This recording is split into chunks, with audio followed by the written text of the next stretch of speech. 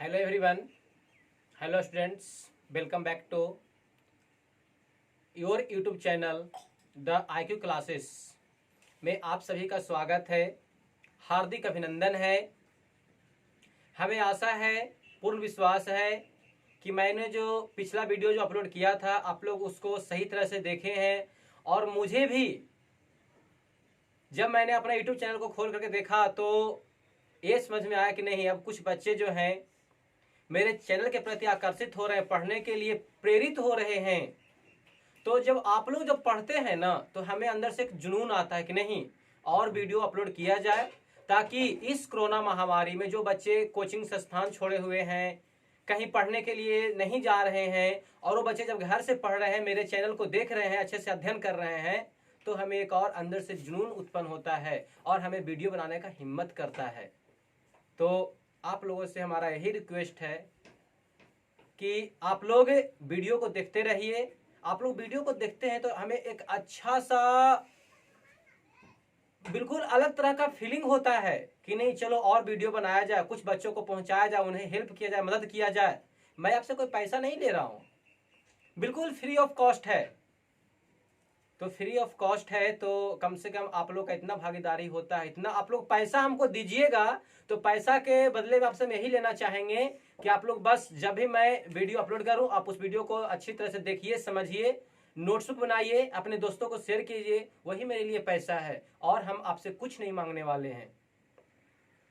और अगर आप लोग चाहते हैं कि नंदिनी सर का क्लास लाइव क्लास चले तो जल्द से जल्द आप लोग इसको 1K सब्सक्राइबर पहुंचाइए, लाइक व्यू पहुंचाइए, शेयर कीजिए, ताकि आप लोग का यूट्यूब के साथ साथ है फेसबुक का क्लास भी लाइव चलेगा।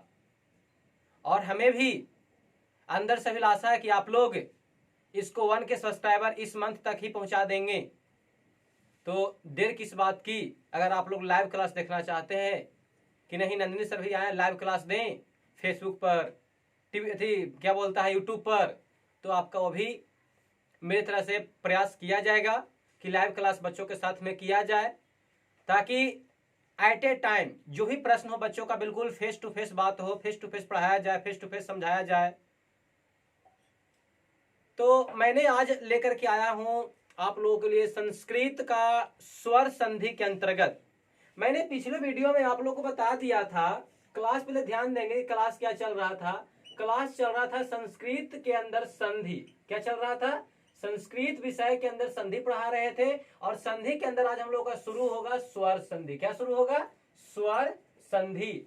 अगर आप लोग संधि के बारे में अभी तक जानकारी प्राप्त नहीं किए हैं तो जाइए मेरा यूट्यूब चैनल पे प्लेलिस्ट में जाइए, वहां पे जाके सर्च कीजिए, या फिर यूट्यूब पे जाइए जाके सर्च कीजिए नंदिनी सर बाय संधि, ठीक है ना। यहां से सर्च कीजिए the IQ classes bye Nandini sir, इतने तक आप सर्च कीजिए, आपको हमारा यूट्यूब चैनल प्राप्त होगा। आप वहां पे जाकर के मेरे द्वारा पढ़ाए गए, अच्छे तरह से समझाए गए, बिल्कुल बारीकी तरह से समझाया गया, आप उसको जाकर के संधि के बारे में समझिए, देखिए कि संधि का निर्माण कैसे हुआ है, किन संधि को निर्माण करने से संधि बना है, कि कौन सा संधि के अंतर्गत आता है, संधि कितने प्रकार होते हैं, संधि को तोड़ने की प्रक्रिया को क्या कहा जाता है, ये सब चीज आपको बताया गया है। तो आप लोग जाकर उस वीडियो को देखिए, और अगर आपको अच्छा लगे, समझ में आए, तो सब्सक्राइब कीजिए, अपने दोस्तों के साथ शेयर कीजिए, लाइक कीजिए। चलिए, बकवास नहीं करना है हम लोगों को, हम लोग अपने काम पे आते हैं, क्लास को कंटिन्यू करते हैं। तो आज मैं पढ़ाने आया हूं आप लोगों को संस्कृत के अंतर्गत संधि। क्या पढ़ाएंगे? संस्कृत के अंतर्गत हम लोग को संधि पढ़ना है, और संधि के अंदर स्वर संधि पढ़ना है। क्या पढ़ना है? संधि के अंदर स्वर संधि। पर फिर से सुन लीजिए, आप लोग को बताया गया था कि संधि के 3 प्रकार होते हैं। कितने प्रकार होते हैं? संधि के 3 प्रकार होते हैं, स्वर संधि, व्यंजन संधि और विसर्ग संधि। क्या होता है? स्वर संधि, व्यंजन संधि और होता है विसर्ग संधि। इतना सबको पता होगा। हम लोग पढ़ लिए थे कि स्वर संधि किसे कहते हैं, तो स्वर वर्णों के साथ सिर्फ और सिर्फ स्वर वर्ण का ही मेल होगा। स्वर वर्णों के साथ सिर्फ और सिर्फ स्वर वर्ण का ही मेल होगा, उसे क्या कहेंगे? उसे हम लोग स्वर संधि कहते हैं। क्या कहते हैं बच्चे? उसे हम लोग स्वर संधि कहते हैं, ठीक है। आपको बताया गया पिछले वीडियो में। अब है कि स्वर संधि के प्रकार कितने हैं, तो स्वर संधि के 5 प्रकार है। कितने हैं? स्वर संधि के 5 प्रकार हम लोग देख लेंगे, एक बार थोड़ा जल्दी में देख लेंगे। पहला होता है दीर्घ संधि। पहला क्या होता है? दीर्घ। दूसरा क्या होता है? गुण संधि। तीसरा क्या होगा? तीसरा होता है वृद्धि संधि। चौथा क्या होगा? तो चौथा होता है यन संधि। और पांचवा होता है अयादि संधि। दीर्घ संधि, गुण संधि, वृद्धि संधि, यन संधि और अयादि संधि। तो इस तरह से जो है संधि के 3 प्रकार और स्वर संधि के अंतर्गत जो है स्वर संधि के 5 प्रकार होते हैं। तो आप लोग को यहां तक समझ में आ गया होगा। आज हम लोग का जो क्लास है स्वर संधि के अंतर्गत पहला जो संधि है दीर्घ संधि। तो आज हम लोग बच्चे यहाँ पे सीखेंगे क्या? स्वर संधि किसे कहते हैं। तो चलिए हम लोग स्टार्ट करते हैं। स्वर संधि किसे कहते हैं, स्वर संधि के बारे में समझेंगे, ठीक है ना। कुछ यहाँ पे हम लोग प्रत्याहार का डिस्कस करेंगे, फिर संधि का कुछ एग्जांपल देखेंगे, फिर संधि को संधि विच्छेद करेंगे, संधि विच्छेद से फिर संधि को हम लोग डिस्कस करेंगे। इस तरह से आज हम लोग का क्लास फुल्ली क्लास यहाँ पे चलने वाला है। वह चलने वाला है तो वह है दीर्घ संधि। क्या है? दीर्घ संधि। देख लेंगे आज हम लोग का क्लास दीर्घ संधि शुरू हो गया है। तो आप लोगों से रिक्वेस्ट है अपने दोस्तों को शेयर कीजिए और बोलिए कि हाँ नंदिनी सर का क्लास यूट्यूब पे आ गया है, चलें हम लोग सीखें। और ये संधि सिर्फ 10th के लिए नहीं, जो बच्चे एग्जाम की तैयारी कर रहे हैं, कॉम्पिटेटिव एग्जाम की तैयारी कर रहे हैं, उनके लिए भी लाया गया है। क्योंकि संस्कृत और हिंदी का संधि में कोई डिफरेंस नहीं होता है, बस थोड़ा सा का डिफरेंस है जो आपको बता दिया जाएगा। बाकी वही स्वर का मेल यहाँ भी होगा, स्वर का मेल वहां भी होता है। ऐसा नहीं है कि स्वर संधि हम लोग यहाँ पे स्वर का मेल पढ़ेंगे और हिंदी में संधि पढ़ेंगे तो हम लोग स्वर में व्यंजन का मेल पढ़ेंगे, ऐसा कुछ नहीं होता है, ठीक है ना। बस संस्कृत के अंतर्गत वहां पे विसर्ग का प्रयोग करेंगे, हलंत का प्रयोग करेंगे। और हिंदी में क्या है? हिंदी में ना विसर्ग का प्रयोग करना है ना हलंत का प्रयोग करना है। तो इस तरह से आज हम लोग देखेंगे संधि के अंतर्गत स्वर संधि, और स्वर संधि के अंतर्गत हम लोग देखेंगे अभी तो क्या देखेंगे? दीर्घ संधि। क्या देखेंगे? दीर्घ संधि, ठीक है। तो पहले मैं आप लोगों को इसका लिखता हूं संस्कृत में परिभाषा। क्या बताऊंगा? पहले इसको बताऊंगा संस्कृत में परिभाषा। तो यह हम लोग का होता है आकः स्वर्णे दीर्घ। क्या होता है बच्चे? आकः स्वर्णे दीर्घ। देखिए इसी में सब कुछ हो गया। संस्कृत का परिभाषा बस इतना ही है। क्या है? आकः स्वर्णे दीर्घ, इसी में सब कुछ है। हम लोग इसका अब आप लोग हिंदी में पढ़े होंगे कि क्या होता है कि यदि आ ई उ री, ठीक है ना, आ ई उ और री के बाद अगर यही समान स्वर आता है तब उसे दीर्घ संधि कहते हैं। क्या कहते हैं? उसे दीर्घ संधि कहते हैं। तो संस्कृत में बिल्कुल छोटा सा परिभाषा है, एक सूत्र है आकः स्वर्णे दीर्घ। इसे संस्कृत में इसे अच प्रत्याहार भी बोला जाता है। क्या बोलते हैं इसे संस्कृत के अंतर्गत अच प्रत्याहार बोलते हैं। क्या बोलते हैं? अच प्रत्याहार। अगर आप लोग प्रत्याहार के बारे में नहीं पता है आप लोगों को तो जा करके मेरा देखिए नंदिनी सरबाई माहेश्वर सूत्र, नंदिनी सरबाई माहेश्वर सूत्र, उसमें आपको पूरे प्रत्याहार के बारे में बताया गया है, समझाया गया है। तो आप लोग जाकर के वहां से प्रत्याहार के बारे में जानकारी प्राप्त कीजिए। तो दीर्घ संधि को जो है अच प्रत्याहार बोलते हैं। और अच प्रत्याहार के अंतर्गत यह जो है जो स्वर संधि है, स्वर संधि को हम लोग आ ई उन बोलते हैं। क्या बोलते हैं? आ ई उ और न। क्या बोलते हैं? आ ई उन। ये प्रत्याहार है। ये क्या है? ये प्रत्याहार, ये भी प्रत्याहार है। तो स्वर को जो है दीर्घ को जो है अच बोला गया है और स्वर को जो है आयुन बोला गया है। क्या बोला गया है? आयुन। अब आयुन स्वर को क्या बोलते हैं? क्योंकि स्वर में जो है यही आप लोगों का 4 है, ठीक है ना। तो हम लोग आज देखते हैं कि दीर्घ संधि के बारे में। तो लिखाया गया आकः स्वर्णे दीर्घ। क्या लिखाया गया? आकः स्वर्णे दीर्घ। तो आप लोग यहां तक समझ में आ गया होगा। अब मैं इसका हिंदी में इसका विश्लेषण करता हूं कि हिंदी में इसका क्या परिभाषा होगा। तो हिंदी में होता है, आप लोग देखेंगे, यदि आ ह्रस्व ई दीर्घ ई ह्रस्व उ दीर्घ उ री, मतलब कि ह्रस्व री हो गया और दीर्घ री। क्या हो गया? ह्रस्व री और दीर्घ री के बाद यही समान स्वरों का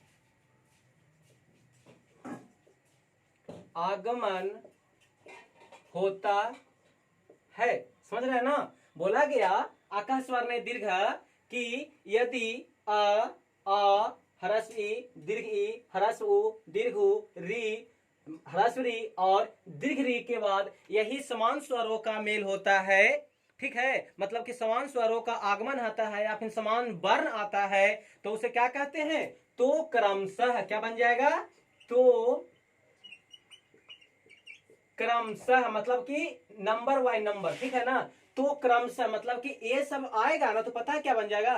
तो क्रमशः बनाना है क्या? हम लोग पढ़ क्या रहे हैं? तो पढ़ रहे हैं दीर्घ संधि। क्या पढ़ रहे हैं? दीर्घ संधि। तभी इसमें देखिए, इसमें क्या है? इसमें ह्रस्व और दीर्घ दोनों है। तो ह्रस्व वाला क्या हो गया? आ हो गया, ई हो गया, उ हो गया और री हो गया, ठीक है ना। इसे ह्रस्व स्वर बोलते हैं। दीर्घ स्वर किसको बोलेंगे? तो आ हो गया, दीर्घ री हो गया, दीर्घ उ हो गया और दीर्घ री हो गया, ठीक है ना। तो इसे हम लोग क्या बोलेंगे? इसे बोलते हैं दीर्घ स्वर। क्या बोलते हैं इसे? दीर्घ स्वर। आप लोग को पहले बताए थे कि ह्रस्व स्वर का उच्चारण करने में 1 मात्रा का समय लगता है और दीर्घ स्वर का उच्चारण करने में 2 मात्रा का समय लगता है। तो वही चीज यहाँ पे हम लोग देखेंगे, ठीक है, कि हमें ह्रस्व से क्या बनाना है? तो दीर्घ बनाना है। ह्रस्व से क्या बनाना है? तो ह्रस्व से हमें दीर्घ बनाना है। तो बोला गया कि यदि समान स्वरों का आगमन होता है तो क्रमशः क्या क्या बनेगा? तो हम लोगों का बन जाएगा आ। क्या बनेगा? पहला बनेगा आ। उसके बाद देखिए आ हो गया, उसके बाद क्या हो जाएगा? ह्रस्व ई नहीं, दीर्घ ई बनेगा। उसके बाद क्या बनेगा? दीर्घ उ बनेगा। क्या बनेगा? दीर्घ उ बनेगा। और क्या बनेगा? तो और बनेगा दीर्घ री। क्या बनेगा? दीर्घ री बनेगा। तो इसीलिए दीर्घ री बन जाता है। क्या लिखेंगे? दीर्घ री बन जाता है। तो उसे क्या कहते हैं? उसे दीर्घ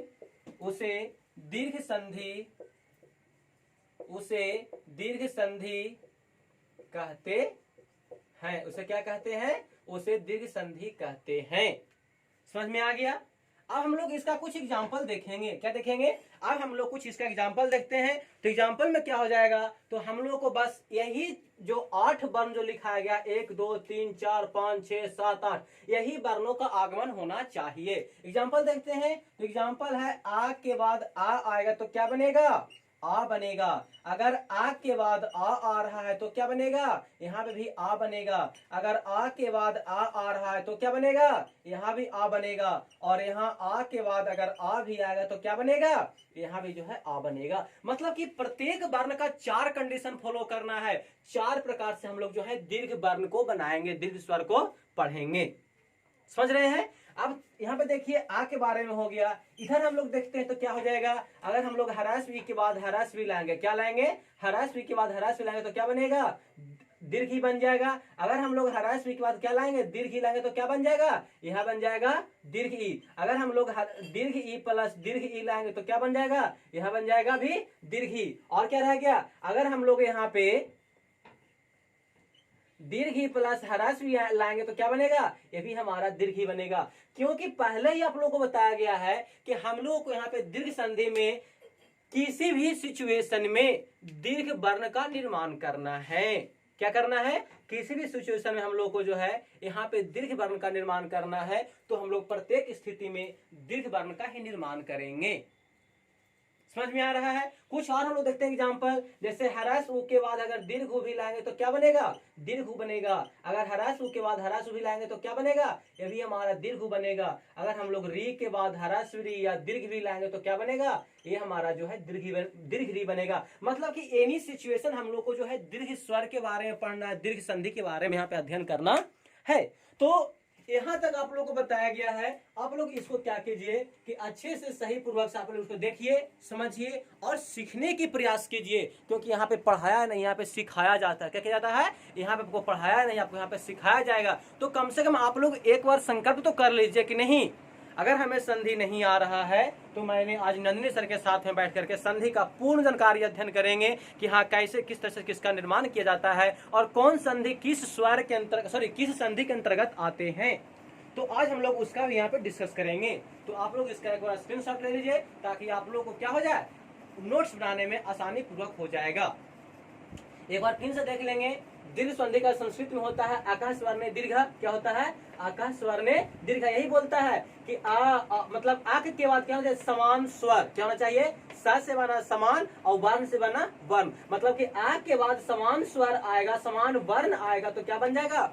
दीर्घ बन जाएगा। तो इसी से यहाँ निकाला गया, हिंदी में लिखा गया है कि यदि अ ह्रस्व ई दीर्घ ई ह्रस्व उ दीर्घ उ री ह्रस्व री और दीर्घ री के बाद यही समान स्वरों का आगमन होता है तो क्रमशः आ दीर्घ ई दीर्घ उ और दीर्घ री बन जाता है। उसे दीर्घ संधि कहते हैं।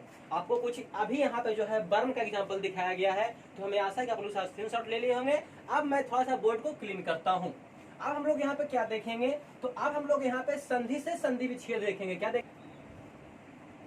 तो अब हम लोग देखेंगे दीर्घ संधि का कुछ एग्जाम्पल, ठीक है ना। इधर हम लिखते हैं क्या?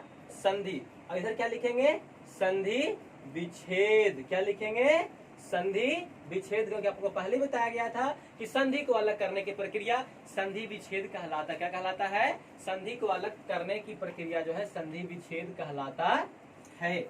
आप जैसे देखते हैं हम यहाँ पे लिख दिए, तो सबसे पहले हम लिखे, आप लोगों को कुछ एग्जाम्पल दिखाया गया था हिमालय का, विद्यार्थी का, आप लोगों को एग्जाम्पल दिखाया गया था। तभी हम लोग पढ़ेंगे मातृनम। क्या लिखेंगे? मातृ और नम, ठीक है ना। ये दीर्घ री है। क्या है? मातृनम का भी मैं जो हूँ आप लोगों के सामने संधि विच्छेद करने वाला हूँ। क्या करने वाला हूँ? संधि विच्छेद। तो क्या बनेगा? सबसे पहले बन जाएगा मातृ, मतलब होता है माता। क्या होता है? मातृ मतलब माता। और रीनम मतलब क्या होता है? कर्ज होता है। क्या होता है? रीनम मतलब कर्ज। मतलब कि माता का कर्ज को संस्कृत में जो है मातृनम कहा गया है।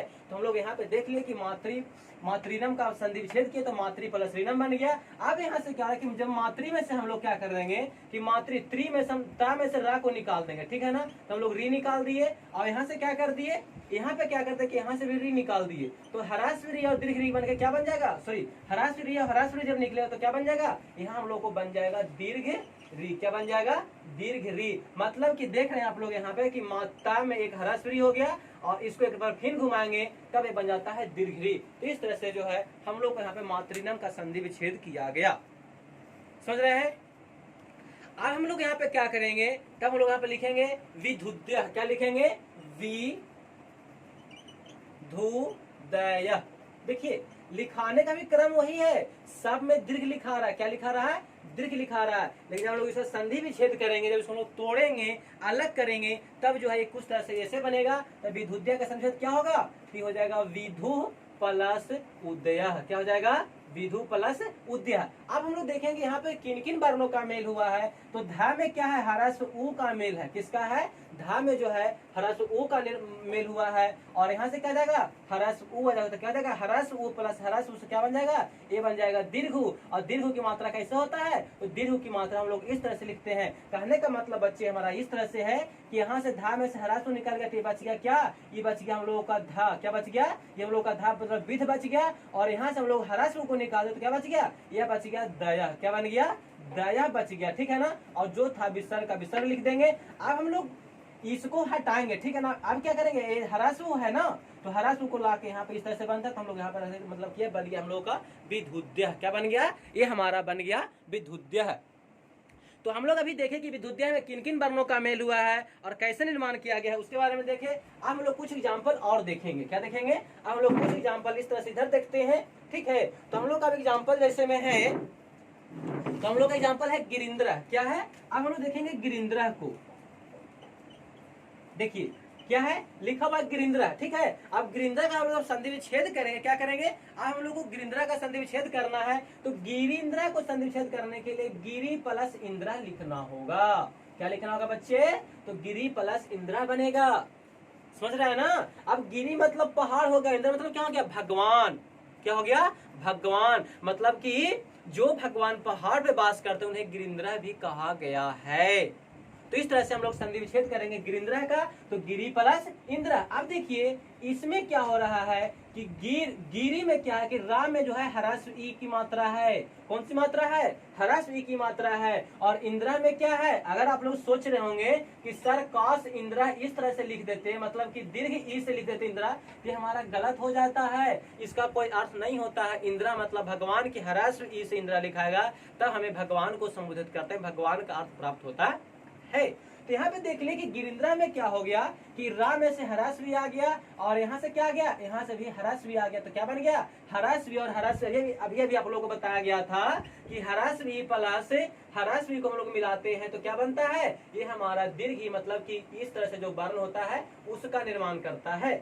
निर्माण करता है, उसका निर्माण करता है, ठीक है ना। मात्रा हम लोग पढ़े हैं, मात्रा पढ़े हैं ना, तो मात्रा का निर्माण करता है। तो ह्रस्व प्लस ह्रस्व से क्या बनेगा? ये हमारा दीर्घ ई बनेगा। और दीर्घ की मात्रा ऐसे लिखाता है। कैसे लिखाता है? दीर्घ की मात्रा जो है इस तरह से लिखाता है। अगर आप लोग को दिखाई नहीं दे रहा है तो मैं इसको ऊपर लिख देता हूँ मिटा करके, ताकि आप लोग को समझ में आए। ह्रस्व प्लस ह्रस्व मिलेगा तो क्या बनेगा? दीर्घ ई बनेगा। और दीर्घ ई की मात्रा इस तरह से हम लोग पढ़ते हैं, पढ़े हैं। समझ में आ गया? अब देखिए हम अभी मैं इसको साफ कर लेता हूँ, थोड़ा सा बिल्कुल डिफाइन करता हूँ कैसे बनना। अब यहाँ पे क्या हो रहा है बच्चे कि गिरिंद्रा में से क्या हुआ कि रा में से तो ह्रस्व निकल गया, तो आप बताइए बच क्या गया? गिर बच गया। और इधर से क्या बच गया? ई तो खत्म था, अंदर बच गया। यही बच गया ना, यही बचा ना। अब क्या है कि हम लोग जब इसको लाएंगे ना, ठीक है ना, इसको लाएंगे ना तो ये बना ना, तो ये जो है इस तरह से बन जाएगा गिरिंद्रा। क्या बन गया? गिरिंद्रा। तो गिरिंद्रा का संधि विच्छेद हो गया गिरी प्लस इंद्रा। वो भी कैसे? री जो होना चाहिए वो ह्रस्वीकार से होना चाहिए, ना कि दीर्घीकार से। दीर्घीकार से क्यों नहीं होना चाहिए? क्योंकि हम लोग जब इसका संधि कर रहे हैं तो दीर्घ में बन रहा है, और इसका संधि विच्छेद करेंगे तो गिरी जो है हम लोग को ह्रस्वीकार से लिखाता है। और यहाँ पे क्या होता है? इंद्रा में भी ह्रस्वीकार होता है, इसलिए गिरिंद्रा का संधि विच्छेद हो जाएगा गिरी प्लस इंद्र। क्या हो जाएगा? गिरी प्लस इंद्र। तो हमें आशा है कि आप लोग को यहाँ तक समझ में आ गया होगा। तो आप लोगों को यहाँ पे कुछ दीर्घ संधि का संधि दिया हुआ है, इसे क्या करना है आप लोगों को? तो आप लोगों को करना है संधि विच्छेद। क्या करना है? संधि मैंने बता दिया है, संधि लिख दिया है, और आप लोगों को इसका संधि विच्छेद कर करके दिखाना है। क्या दिखाना है? संधि विच्छेद करके आप लोग इसका जल्दी से दिखाएं, बनाएं, ठीक है ना। और फिर मैं बताऊंगा, आप लोग को मैं 2 मिनट का समय देता हूँ, आप लोग इसका बना करके दिखाइए, ताकि आप लोग को भी समझ में आए कि हाँ जो सर बताए हैं उस आधार पर हमें टूट रहा है कि नहीं, बनाने आ रहा है कि नहीं। तो आप लोग जल्द से जल्द इसको बनाइए। देखिए क्या है, देख लेते हैं। पहला है महिषः रत्नाकार विद्यालय भानुद्या स्थित आत्मा नदीशः सेवाश्रम देवालय शिक्षार्थी तथा अस्तु श्रीशः महिषः कार्यालय सॉरी, यहाँ पे क्या हो गया? क्या कार छूट गया, ठीक है ना। हम इसे फिर से लिख देते हैं कार्यालय, ठीक है। तो अब आप लोग इसको बनाइए, बना करके अपने आप से देखिए कि हमें समझ में आया कि नहीं, बनाने आ रहा है कि नहीं, ठीक है।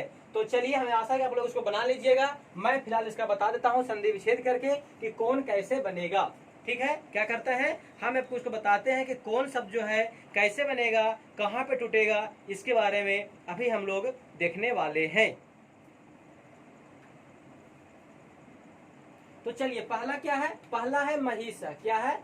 पहला है महिषा। तो टूटेगा मही प्लस ईसा। क्या टूटेगा? मही प्लस ईसा। अब हम बीच में क्या करेंगे, साइड में, कि मिलने वाले वर्ण को लिख लेते हैं। यहाँ से क्या हो रहा है? यहाँ से दीर्घ ई मिल रहा है, और दीर्घ ई मिलेगा तो क्या बनाएगा? यह भी जो है दीर्घ ई प्लस दीर्घ ई मिला करके दीर्घ ई बनता है। क्या बनता है? दीर्घ ई ही बनाता है। रत्नाकारा में क्या हो जाएगा? इसका बन जाएगा रत्न, और प्लस क्या हो जाएगा? आ करा। क्या बन जाएगा? रत्नाकरा। तो रत्न प्लस आकरा बन जाएगा। इसमें क्या होगा कि ना में से आ निकलेगा, और यहाँ से आ जाएगा तो क्या बन जाएगा? आ प्लस आ से आ का निर्माण होता है। विद्यालय में क्या होगा? तो विद्यालय का संधि हो जाएगा विद्या। क्या बन जाएगा? विद्या प्लस आल्य। क्या बन जाएगा? विद्या प्लस आल्य। इसमें क्या होगा कि यहाँ से आ आएगा और यहाँ से आ आएगा, तो आ और आ मिला के आ का निर्माण किया जाता है। भानुद्या में क्या हो जाएगा? तो भानुद्या क्या बन जाएगा? अभी हम देखिए, इसमें क्या हो रहा है कि इसमें दीर्घ ऊ है। क्या है इसमें हम लोगों का दीर्घ ऊ है। तो दीर्घ का निर्माण कैसे होता है, तो हम लोग यहाँ पे हरस उ भानु हरस उ से लिखेंगे जो सूर्य को संबोधित करता है, और उदय हो जाएगा। क्या हो जाएगा, उदय है, मतलब कि भानुदय, सूर्य का उदय हो रहा है, ठीक है ना। तो भानु प्लस उदय, इसमें क्या होता है कि इसमें हरस उ और प्लस हरस उ मिलेगा, तो क्या बनेगा, ये हम लोग का दीर्घ उ बनता है।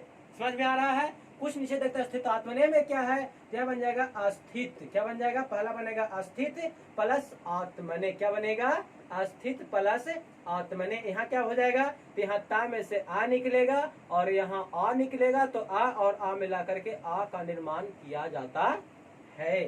अगला है नदीसा। अगर हम लोग क्या है, तो अगला है नदीसा। तो नदीसा में क्या हो जाएगा, तो पहले हम लोग नदी को तोड़ेंगे, तो नदी प्लस ईसा, मतलब भगवान को संबोधित कर रहा है कि नदी वाले भगवान नदीसा कहलाते हैं, मतलब कि नदी में भगवान वास करते हैं, ठीक है ना। तो नदीसा हो गया। तो नदी में क्या हो रहा है कि दीर्घ ई हो गया। क्या हो गया, नदी में दीर्घ ई हो गया, और यहाँ भी क्या आ रहा है, दीर्घ ई आ, दीर्घ ई प्लस दीर्घ ई आने से दीर्घ ई का निर्माण किया जाता है। अगला क्या है, सेवाश्रम। यहाँ हो जाएगा सेवा, सेव नहीं, खाने वाला नहीं, सेवा मतलब किसी को हेल्प करना, मदद करना, ठीक है ना। किसी को रास्ते में जा रहा है, उस कोई व्यक्ति गिर गया, आप उसको उठाने का काम करते, बोलते हैं सेवा करना, कि मैं उसका सेवा कर दिया। या व्यक्ति कोई कष्ट में है, आप उसको मदद कर दिए, तो उसे बोलते हैं सेवा। तो सेवा श्रम क्या हो जाएगा, सेवा श्रम, मतलब कि ऐसा मेहनत जो सेवा के लिए काम हो, तो सेवा श्रम, सेवा प्लस श्रम क्या बन जाएगा, सेवा प्लस श्रम। तो यहाँ हम लोग जो है, अब हम लोग देखेंगे कुछ अगले एग्जाम्पल को देखेंगे कि वह जो है किस तरह से संधि विच्छेद के अंतर्गत आएगा। तो सेवा श्रमा का हो गया, सेवा श्रमा सॉरी थोड़ा सा सेवा श्रमा आज छूट गया, तो सेवा श्रमा हो जाएगा, सेवा प्लस आश्रमा बन जाएगा। इसमें लोग देखेंगे तो यहाँ से आएगा आ, क्या आएगा आ, और यहाँ से भी आ आएगा, तो आ और आ मिला करके जो है आ का निर्माण होता है। इधर क्या, इधर देवालय, तो बन जाएगा देव प्लस आल्य। क्या बन जाएगा, देव प्लस आल्य। यहाँ क्या हो जाएगा, यहाँ से भी चला आएगा, वा में से आ निकलेगा और आ में से आ आएगा, तो यहाँ पे आकर के आ का निर्माण करता है। शिक्षार्थी में क्या हो जाएगा, इसका बन जाएगा शिक्षा। क्या बन जाएगा, शिक्षा प्लस आर्थी। क्या बनेगा, शिक्षा प्लस आर्थी। तो इसमें क्या हो जाएगा, शिक्षा में से आ चला आएगा और यहाँ से आ आएगा, तो आ प्लस आ से आकर के आ का निर्माण करता है। तथा अस्तु भी उसी बनेगा, तथा प्लस अस्तु, तथा प्लस अस्तु बनेगा। यहाँ भी आ रहा है, था में से आ निकलेगा और आ निकलेगा, तो आ प्लस आ से क्या करेगा, तो आ का निर्माण करेगा। श्रीसा भी क्या हो रहा है, तो श्री हो जाएगा और प्लस क्या हो जाएगा, ईसा बनेगा। क्या हो जाएगा, श्रीसा भगवान है, ठीक है ना। तो श्री में से भी क्या हो जाएगा, तो री निकल जाएगा और यहाँ से क्या हो जाएगा, सॉरी ई निकलेगा, दीर्घ ई प्लस, देखिए दीर्घ ई प्लस दीर्घ ई आएगा, तो क्या बन जाएगा, ये भी जो है दीर्घ ई का निर्माण करेगा। महिषा में क्या हो जाएगा, तो महिषा मैंने ऊपर ही बता चुका है, तो एक बार फिर से इसको क्यों बताऊं, तो अभी मैं सिर्फ खाली लिख देता हूं कि मही प्लस ईसा बन जाएगा। क्या बन जाएगा, मही प्लस ईसा। कार्यालय क्या बनेगा, तो इसका बनेगा कार्य। क्या बनेगा, कार्य प्लस आल्य। क्या बनेगा, कार्य प्लस आल्य। यहाँ पे देखते हैं तो कार्य में से मतलब कि या में से आ का निर्माण हो रहा है और यहाँ से क्या रहा है, आ रहा है, तो आ प्लस आ से जो है आ का निर्माण किया जाता है। तो इस तरह से आज हम लोगों का जो है दीर्घ संधि के बारे में आप लोग को मैंने पढ़ाया है, बताया है। तो हमें आशा है कि आप लोग इसका अच्छे तरह से देखेंगे, सीखेंगे, और सीखने के बाद जो है अब कोई भी दीर्घ संधि से एग्जाम्पल आए, कोई भी क्वेश्चन आप लोगों का दीर्घ संधि से होगा, ठीक है ना, तो हमें आशा है कि आप लोग उसे भूलेंगे नहीं। हमें आशा है कि आप लोग उसे भूलेंगे ना, आप लोग उसे अच्छे तरह से बनाएंगे, समझेंगे, क्योंकि आप लोग यहाँ पे सब कुछ बता दिया गया। और ध्यान देंगे, जहां पे पहचानने के लिए नियम बता रहा हूँ, ठीक है ना, आप लोग इसका स्क्रीनशॉट ले लीजिए ताकि आप लोग कुछ एग्जाम्पल बनाने में आसानी हो जाए। देखिए मैं बता रहा हूँ इसके बारे में एक अच्छा सा टॉपिक थोड़ा सा बता देता हूँ पहचानने के लिए। जहां भी आप लोगों को दीर्घ स्वर दिखाई दे, जैसे में क्या हो, तो दीर्घ ई हो, दीर्घ ऊ हो, दीर्घ री हो, और क्या हो, आ हो। कहने का मतलब है कि मात्रा के रूप में देखेंगे तो आकार की मात्रा होना चाहिए, ठीक है ना, दीर्घ ई की मात्रा होना चाहिए, दीर्घ ऊ की मात्रा होना चाहिए, और क्या होना चाहिए, री की मात्रा होना चाहिए। किसका मात्रा होना चाहिए, री की मात्रा होना चाहिए, मतलब कि री की मात्रा नीचे में लगता है इस तरह से। तो जब ये जब मात्रा होगा तब हम लोग समझेंगे कुछ नहीं सोचना, सीधा सोचना है कि दीर्घ जब हमें दिखाई पड़ रहा है तो दीर्घ जो है दीर्घ संधि के अंतर्गत ही आता है। कहाँ आता है? दीर्घ जो है सिर्फ और सिर्फ दीर्घ संधि के अंतर्गत ही आता है, क्योंकि मैंने आपको बताया है कि आकाश स्वर्ण दीर्घ क्या होता है? आकाश स्वर्ण दीर्घ मतलब कि आ ई उ और री, दो री होता है के बाद अगर यही समान स्वरों का आगमन होता है, समान वर्णों का आगमन होता है, तब उसे हम लोग क्या बोलते हैं? उसे बोलते हैं आकाश स्वर्ण दीर्घ। और आक को जो है दीर्घ संधि को जो है यहाँ पे अच के नाम से भी जाना जाता है, अच प्रत्याहार के नाम से जाना जाता है, और स्वर संधि को आयुन के नाम से हम लोग पढ़ते हैं। क्या पढ़ते हैं? स्वर संधि को हम लोग जो है देखे थे प्रत्याहार में कि आ ई उ न भी कहा गया, आयुन भी कहा गया है। स्वर संधि को अच और व्यंजन संधि को हल के भी नाम से लोग पढ़े थे। ठीक है, तो आज हम लोग को यहाँ पे जो है दीर्घ संधि खत्म हो गया है। हमें आशा है कि आप लोग इसको अच्छे तरह से देखेंगे, समझेंगे, और आपको जो भी अभी तक दिक्कत होता होगा पहचानने में, अब आपका वह दिक्कत नहीं आएगा, कठिनाई का सामना नहीं करना पड़ेगा। तो आप लोगों से हमें यही विनती है कि सबसे पहले आप इस वीडियो को देखिए, अच्छे तरह से समझिए, ठीक है ना। कुछ एग्जाम्पल बना करके देखिए, अगर आपको समझ में आता है, लगता है कि नहीं, जो भी सर पढ़ा रहे हैं इस चैनल पे उनको मैं एक सब्सक्राइबर दे दूं, क्योंकि अच्छे से समझाएं, अच्छे से हम लोग को बताए हैं, ठीक है ना, संस्कृत हिंदी दोनों की तरफ से बताया गया है। तो आप एक अपने चैनल से सब्सक्राइब कर लीजिए, आप अपने दोस्तों को भेजिए, उसको बताइए कि देखो अच्छे से सर आए हैं जो अच्छे तरह से समझा रहे हैं, पढ़ा रहे हैं।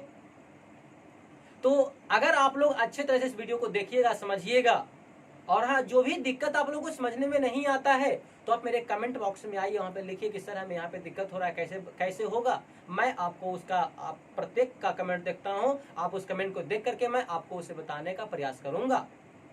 और जब आप लोग कमेंट करेंगे तो हमें पढ़ाने में और अच्छा महसूस होता है, हमें लगता है कि नहीं और वीडियो बनाया जाए, ताकि कुछ बच्चे जो है पढ़ने के लिए उद्यत हुए हैं, प्रेरित हुए हैं, तो उनको हमारा कर्तव्य है कि मैं आप लोगों को पढ़ने में हेल्प करूं। और मैं आपसे पैसा तो ले नहीं रहा हूं, पैसा है बस वही कीजिए, आप खुद सब्सक्राइब कीजिए, खुद देखिए, खुद लाइक कीजिए, खुद शेयर कीजिए, और दोस्तों के साथ भी सब्सक्राइब करवाइए, दिखाइए, देखने के लिए बोलिए, उनको भी शेयर करने के लिए बोलिए। जहां भी हो, कोई भी चैनल हो, यूट्यूब पर शेयर करवाइए, किसी को टैग करवा दीजिए, फेसबुक पे टैग करवा दीजिए, व्हाट्सएप पे किसी को शेयर कर दीजिए, फेसबुक पे शेयर कर दीजिए, ठीक है ना, ताकि मैं आप लोगों के लिए और अगला वीडियो लाते रहूं। तो बस आप लोग कमेंट बॉक्स में आइए कि आप लोग चाहते हैं कि नंदिनी सर के द्वारा गुण संधि का भी जो वीडियो लाया जाए, तो कमेंट बॉक्स में आकर के लिखिए कि हाँ सर अगला वीडियो भी अपलोड किया जाए। और पढ़िए मन लगा करके, क्योंकि अभी आप लोगों का कोचिंग संस्थान खोलने का ऑर्डर नहीं हुआ है, तो मैं भी नहीं चाहता हूं कि डर डर के पढ़ाऊं। डर डर के पढ़ा रहा हूं तो हो सकता है ऐसा नहीं कि पुलिस चला है, ये चला है, हमको देखने वाला चला है, ऐसा नहीं करने की बात है। आप लोग घर पे रहिए ना, पढ़िए ना, मैं हूं ना आप लोग को देने के लिए। आप लोग सब कुछ पढ़ाया जा रहा है ना, बहुत सारे चैनल हैं जो आप लोग वहां से सीख सकते हैं, पढ़ सकते हैं। तो चलिए आज का क्लास यहीं तक, आप लोग इसे एक बार देख लीजिए। ये हम लोग का दीर्घ संधि का एग्जाम्पल था, हम लोग इसे देखे, समझे, और आप लोग अपने किताब को निकालिए, कहीं से खोजिए, ठीक है ना, कोई भी एग्जाम्पल लाइए दीर्घ संधि का हो और उसको बना करके देखिए। जब नहीं आपको समझ में आता है, नहीं बनता है, तो कमेंट बॉक्स में लिखिए कि सर इसका संधि विच्छेद क्या होगा। हाँ, लेकिन वह दीर्घ संधि का एग्जाम्पल होना चाहिए। ये नहीं कि हम बता रहे हैं दीर्घ संधि और लाइएगा सर गुण संधि का एग्जाम्पल बताइए ना सर। जैसे में सर स्वागतम का संधि विच्छेद क्या होगा सर, स्वागतम का संधि विच्छेद क्या होगा सर। अरे बुद्धू, जब इसको पढ़ेगा तब ना उसको सीखेगा। पहले एक बार एक चढ़िए, सीढ़ी चढ़िए, एक सीढ़ी के बाद दूसरा सीढ़ी, दूसरा बाद तीसरा सीढ़ी चढ़िए, मतलब कि धीरे धीरे हम लोग आपको सब कुछ सिखाएंगे। बस आप लोग सीखने के लिए एक अंदर से जुनून और जोश के साथ आइए मेरे साथ में, मेरे चैनल को देखिए, आप उसको पढ़िए। चलिए, thank you.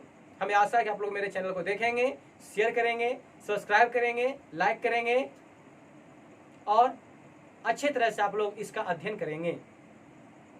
Best of luck.